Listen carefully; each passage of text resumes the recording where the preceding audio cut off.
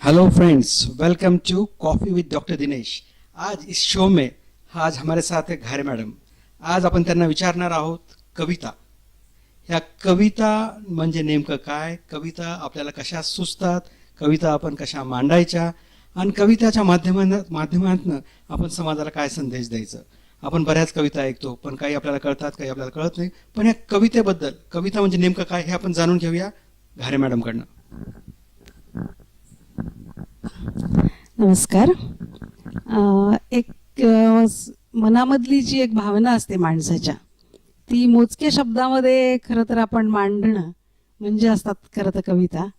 पण बऱ्याच जणांना काही फारसं त्याच्यामध्ये स्वारस्य नसतं आणि पण जे करतं त्याला ते खूप असीम आनंद देऊन जातं आणि तो त्या प्रकारामुळे खूप आनंदित होत असतो आणि समाधानी असतो नेहमी जीवनामध्ये। तर अशा मी बऱ्याचशा कविता करण्याचा प्रयत्न केलेला आहे आणि डॉक्टर दिनेशच्या प्रोत्साहनामुळे मी आज थोडंसं सुरुवात करते याला। तर जेही काय माझे शब्द असतील ते आपण स्वीकारावे। आणि म्हणून नेमकं माझ्या मनामध्ये कविता म्हणजे काय आहे तर हे सांगण्याचा मी थोडासा प्रयत्न करते, ते सुद्धा कवितेमध्येच। तर नेमकं कविता म्हणजे काय असतं बरं? तर मिलनातील अधीरता आणि विरहातील अगतिकता म्हणजे असते कविता। पित्याची कठोरता आणि आईची ममता म्हणजे असते कविता।